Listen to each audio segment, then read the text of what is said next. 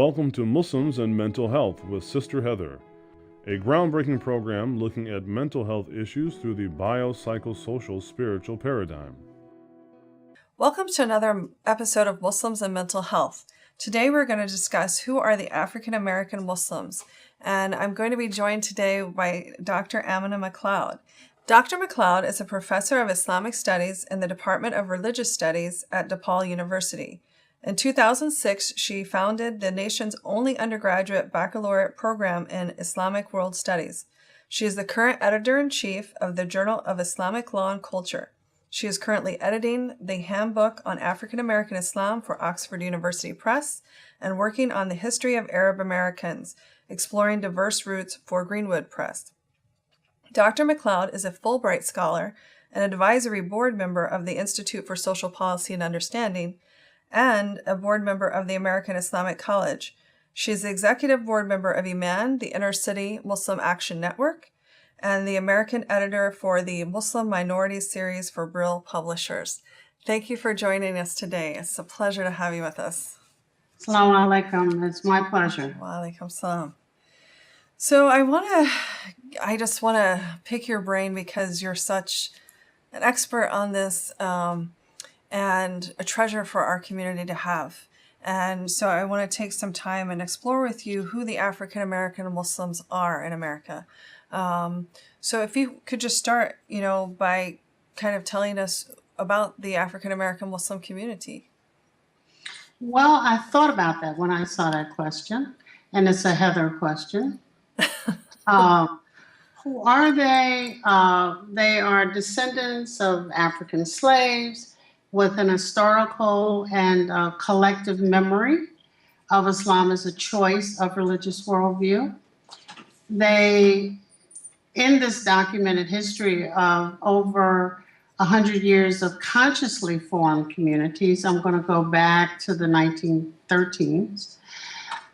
They are Sunni, Shia, Sufi, liberal, moderate, conservative, ultra-conservative Americans who have chosen either a partial or a full adherence to the worldview of Islam. Their American presence, consciously and unconsciously, I can say, for slaves who have been here for a while, as slaves, partial citizens, oppressed or quasi-citizens, has made their existence here unique, one that is full of ambiguities. They participated in every part of the history of the United States, the good and the bad and the ugly of it. And as Muslims look back at that history, but also are seeing the present and the future possibilities from that position. They're in what we count communities, they're fifth generation as Muslims. They are known on the American landscape and embrace much of their multifaceted heritages. I've struggled with that. How do I describe all these things? Familial, societal, and national. They've grown up in the Protestant kind of indoctrination of America in family and society. Their extended and nuclear families continue to represent the religious diversity of America, just as a general overview without writing a book verbally. I think that's really interesting that there are 5 generations that we can point to of African American Muslims. And I'm wondering, why do you think we, as a collective community and in terms of the at-large society, don't seem to be aware of that? It just, there's a lot more association with immigrant Muslims being Muslims in the United States, and when we have like 5 generations of African American Muslims. Because they are such an integral part of the society. They are in the landscape, as African Americans, and then as their religious choice. So you see them almost becoming invisible in a way. I mean, Yeah, yeah. They're just a part of the American fabric. And the not the newer American fabric, but the older American fabric. Women have worn, like the scarf you see on my head, a gele, as a choice for distinguishing African roots for decades upon decades. But if I had on a scarf like you have on, it would make no difference. I would still be African American first, and then maybe, if you ask me, I could tell you something different. But an integral and, like you're saying, and I agree wholeheartedly, an all but invisible portion, unless they're participating in something in the public space with other American Muslims. So, how do you think this segment of the Muslim community is different from other Muslims in America? I mean, we kind of started down that road, and how are they similar? Well, in one very obvious sense, this particular segment of the American Muslim community is very American, without parents or grandparents who grew up elsewhere, for example, or ownership of properties elsewhere that they have to tend to. They're different in history, cultural mores, national understandings, among other things. They know, so to speak, the underbelly that is America, along with its self-presentation to others. Their understandings of choice are different. For example, many African American Muslims as young adults in the 60s and the 70s going off to colleges chose to attend historically Black colleges, representing political choices rather than predominantly white Ivy League colleges, which would be unheard of for many, not all, but many, if not most, in the other Muslim communities because of the lack of discrimination, and also because they knew that those Ivy League colleges participated in laying the foundation for racism in this country, because it was a time for a great deal of heightened political and historical awareness. Many are similar, on the other hand, in their pursuit of the American dream or nightmare, whichever one you choose to call it. They want money, good living in mostly white neighborhoods. They don't want to live in ghettos. They want to raise their children outside of a racial stigma, but with a performance of religion. They want the community aspects of presenting in a worldview and the accompanying spirituality. They abhor the sexual liberties of this society and the blatant avarice and greed. They even got a program by that name now. They all want their children to be geniuses. They want them to marry geniuses and produce geniuses and make lots of money without involving themselves in the seedy sides of the society. And they want their girls chaste and their boys hardworking. I think what's missing in the similarity and the difference is I would say, then this is very generally speaking, the African American community has not found itself having to apologize for being Muslim or having to apologize for the acts of those overseas, or to apologize, but neither are they trying to get on the good side of other Americans. So in that way, and there's some in the other Muslim communities that would agree with that stance too. So it's just speaking in generalities, but I would think in this particular set of communities, there is less of an inclination for those apologetics. I mean, that tends to have been my experience as well. I remember post 9/11 talking with some African American sisters who didn't have the same kind of experience as I was having in the post 9/11 world. Even wearing hijab, I mean, they weren't approached about things. They weren't, although some later on described experiences, but it wasn't the same. for the most part. People still saw them as an integrated part of society, and not as something foreign. Well, interestingly, and on that point, had you had on a gala, they would have thought you the daughter of a hippie. Or many times I get cancer patient. Exactly. It really depends on this new, and it's really since the late 1970s, performance of Islam in the public space, which usually winds up on the bodies of women.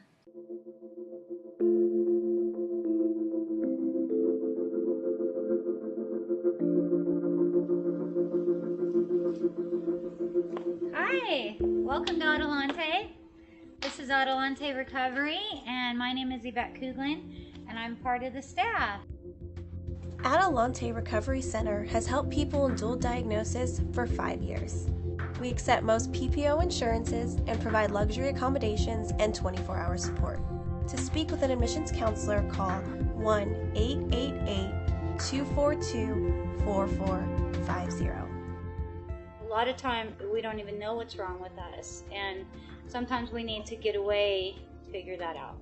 So if you want to go for a little retreat out in Corona Del Mar, which is a confidential location, we're here to help. So we're only a phone call away. Thank you. One of the things that is feared are the American communities of Muslims. They are the prophetic orphans of the Quran. They have largely left or sidelined or minimalized their families' influences on them to accept Islam. And there is no history somewhere else. But that is a serious psychological, emotional, and spiritual threat to others amongst in the Muslim community. Because if some of us could make that change, then what is to keep their children from making a change? Mm-hmm. Now, granted, we would say we were making a change in the pursuit of the truth, but those children may be making a change in search of a truth in its fullness, healthy communities, reasonable gender relations. They could be searching in the same way that many of us were searching. Mm-hmm.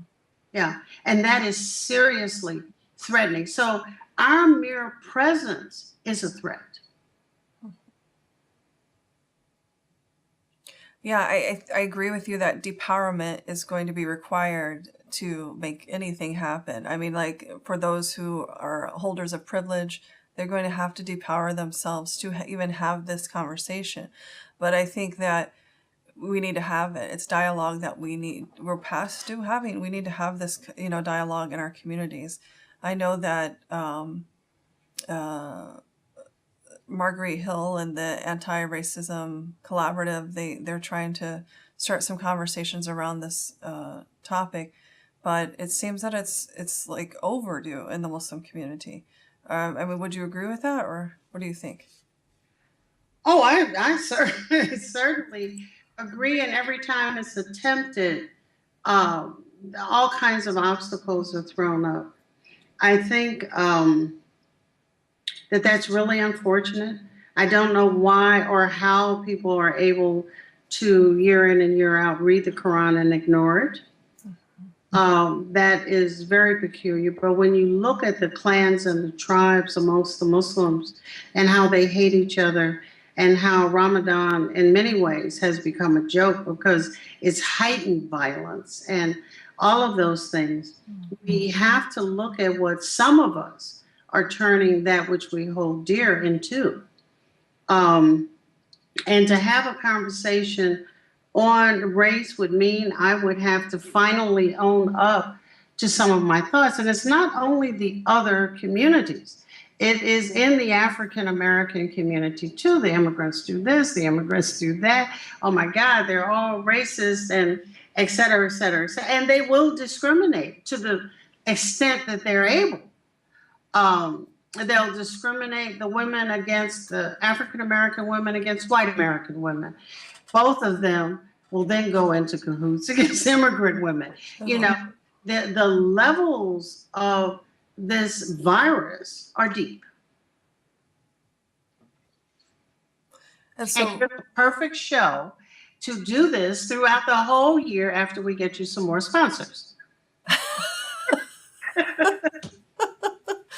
yes. Okay. So I'm going to table that question for now because we could talk for a very long time on that issue, and it's an important one. But so that's why I wanted to bring it up. But I want to move on to some other things so that we can, talk about them as well. So again, I want to return to the segment of the African American Muslim population and ask, why you feel that they're important to the community at large. I mean, you talked about them being integrated into the community, but if there's something more you want to say about that, and why are they important to the American Muslim community itself as a whole? I think that there are two sides, and this is just kind of off the cuff, but kind of has been circling in my head for a while. They bring centuries of knowledge about what this place is. Its upside and its downside.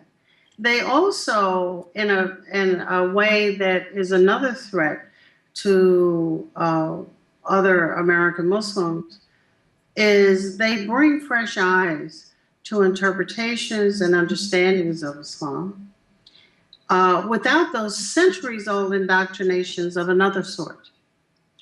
The thrust has been, we must remake you in our own image.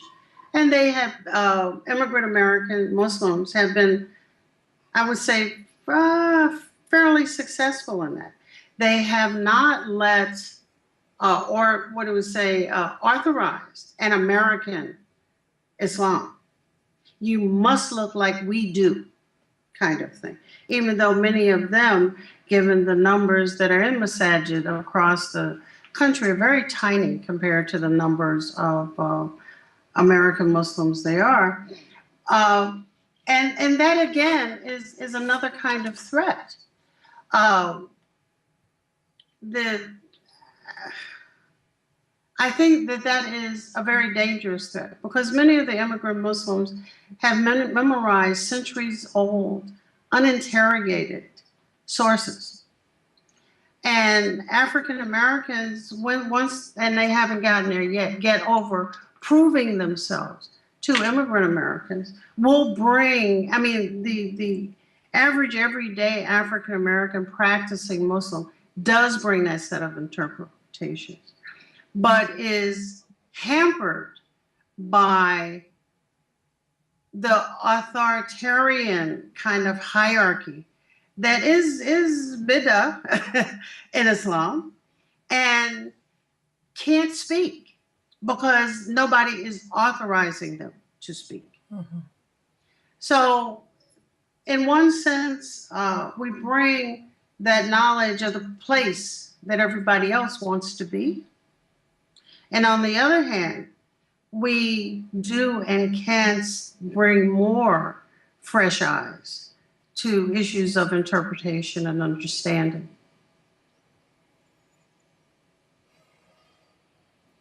I'm sorry, I'm just processing.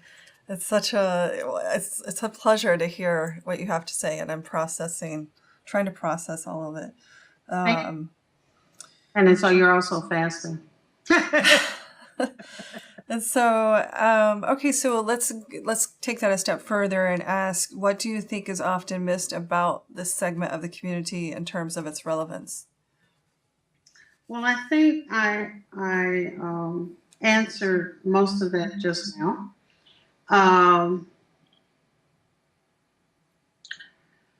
I think very few other American Muslims and others know much about African American history. But I can say that if you were asking me about immigrant communities too, because there are very few African Americans who know anything about the cultures and the histories of other American Muslims. You know, that seems to be a quintessential American diversity problem. But this not wanting to be characterized as monolithic themselves, but continuing to characterize African American Muslims as monolithic. They all belong to the Nation of Islam. All of them need education. All of their women were formerly harlots and are drug addicts and need rehabilitation. All of the men just got out of prison yesterday, or maybe the day before yesterday, and are in need of our remaking them again in our own image, is something they need to do away with. The legacy of education and excellence in the African American community, though truncated by their being Black Americans, is still an extensive and a very long one, dating back to the 17th century.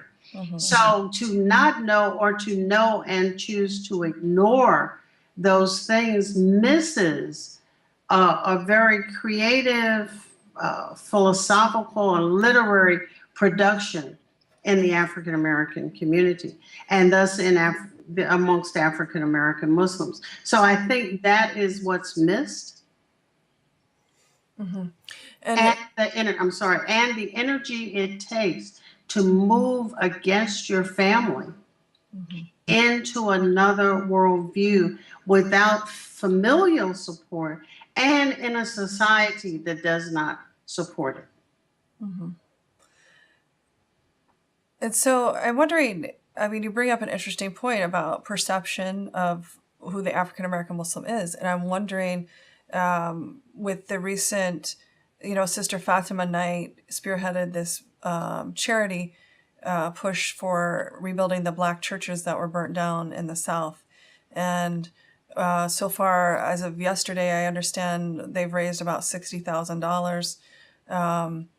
And what do you think the African American Muslim, the perception of the African American Muslim is within the Black community itself?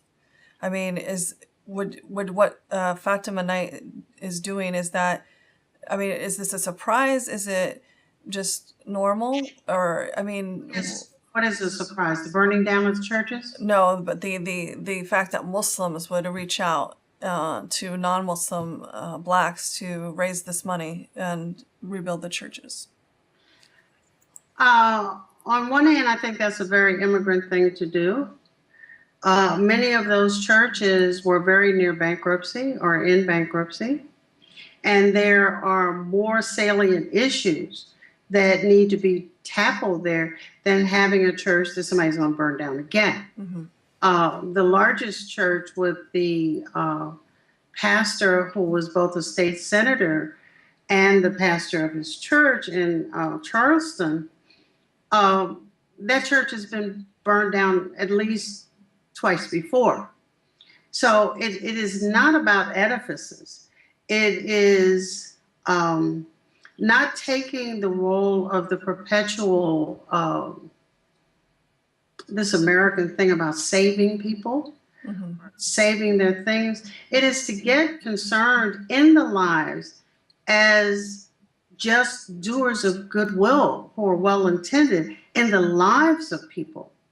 The people in the community, in the various communities, and the places where those churches were burned, or some they said, they tried to say, were struck down by lightning, which is possible. The lives of the people living there is what people should get involved in, not as do-gooders from on high coming to rescue or save. It is, how much do you really care about people who perhaps God has favored in other ways, but not in this particular way, and has put them on your radar that you need to move and interact with? That's my response. So that's great, because the thing I wanted to ask you then is, what do you think can make a positive contribution to African American Muslims? I mean, you were talking about how this may not be the most salient issue. Like, what do you think would be something that would make a positive contribution to African American Muslims? I was confused by this question. Oh, okay. Because I'm saying to be done by whom? I'm always, in that Foucauldian way, looking at issues of power and knowledge. And I'm saying, oh, so who wants to save me now? And what is their intention? And what do you want to do for me?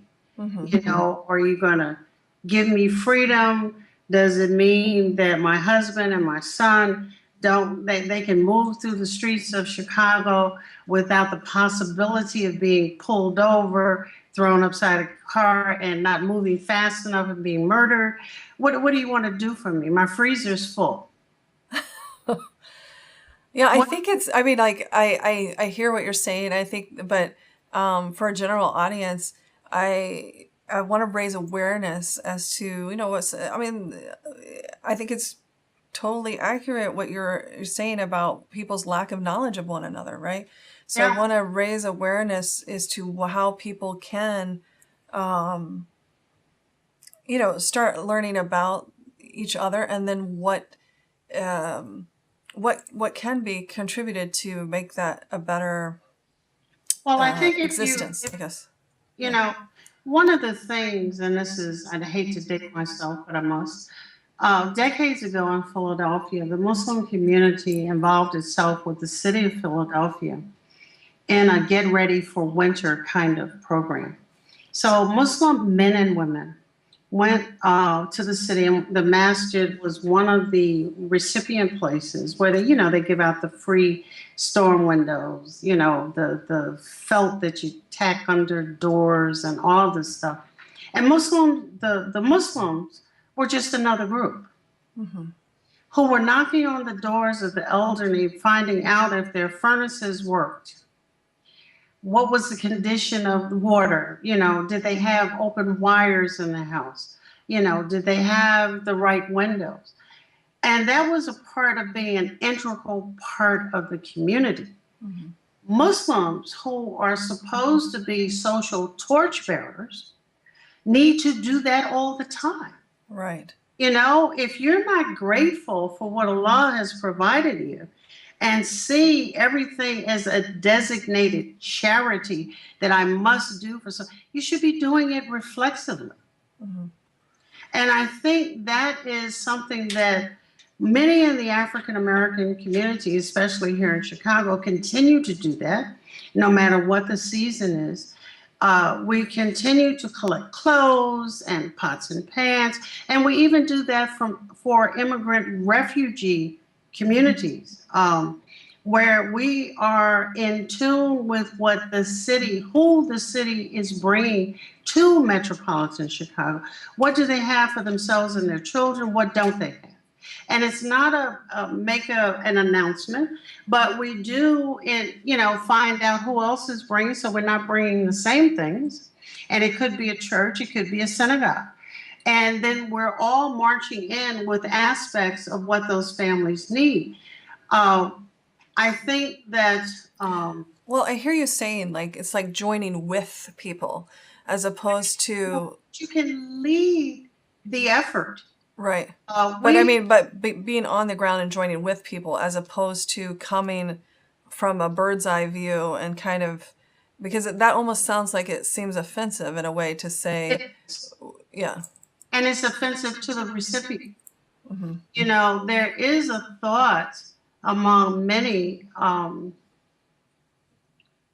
other American Muslims that the only poor people are Black.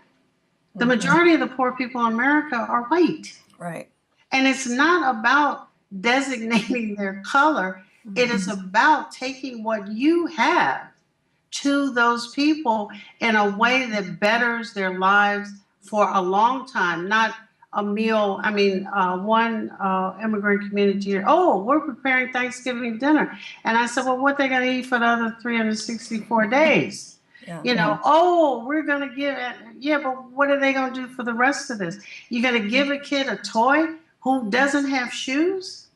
There's no real appreciation for poverty, even though many in this country, in their countries of origin, ignored the invasive and pervasive poverty around them. They're here now in a different space. where charity is a part of the American ethos.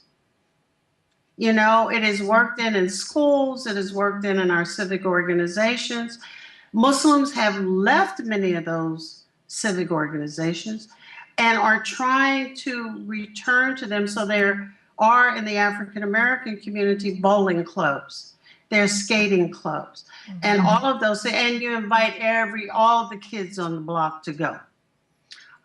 Those kinds of things have further made them integral to communities. And I would suggest that the African American community invite the other communities along. But because of their strictures based on gender and dress, and oh my God, I can't be next to someone who eats pork, and all of these other things, they are doing something that is against what the Quran teaches, because you can't give people a healthy understanding of Islam if all that you have are walls. Mm-hmm. Wow, there is a lot to unpack here. And unfortunately, we don't have enough time to unpack it today. But hopefully, maybe we can have you back. I really want to continue this conversation because there's a lot there. But I'm going to have to stop it for today. I would like to transition now and ask you some fun questions that we ask our interviewees all the time. Yeah, I love fun. And so the first one is, who is your Muslim hero if you have one, and why? I have heroines. I don't have just one, but I particularly like Fatima as rendered by Cameron Pasha in his book, The Mother of the Believers. My granddaughter told me that, I guess she was maybe, oh God, how old was she? Maybe 14 when she read that book. The book changed her opinion of Islam, Muslims. She saw how she could be in the world, and that's the way, for me, Muslim women can't be this little sterile box that you know 2 sentences about, but you need to be able to fabricate a whole narrative. And then it's all the Muslim women who risk their lives to live free of oppressions of every type. So as I hear about them, there's an article I incorporate it into my teaching or writing or something else quickly. So there you go. Okay. And what is your favorite concept in Islam, and why? I thought about this and I had 7. Whittling it down to one, I think, is the dhikr. For me, it's an ongoing struggle to remember Allah's mercy in face of what you think is, oh, this has happened to me, or I didn't get what I thought I needed. But it's also remembering to be grateful and to act as if you remember what the guidance is. Right. Yeah. Okay. And what is your favorite word, and why? Matrix. Matrix? Yeah. Okay, explain that. I think, I'm a lover of the movie. I'm a science fiction junkie. And I think we all live in a matrix. There's the real, and then there is what we've been taught to be real. And if you live in this society, it is painted over just like in the Matrix. Mm-hmm. And, some days I want to take the red pill. Other days I want to take the blue pill. I don't know if I want to be unplugged, because unplugged is painful. And you have to get up and do stuff about stuff. So then I, look around and see if I got any empty sockets to plug back in to get a rest. So I love the word matrix. Okay, well, great. Like I said, it's been such a pleasure to have you. And at this point, I need to conclude this episode of Muslims and Mental Health. We appreciate any of your feedback, comments, questions, and concerns, how best we can serve your community. You can contact us at nafshealertherapy@gmail.com. That's NAFSHEALER therapy@gmail.com. Thank you.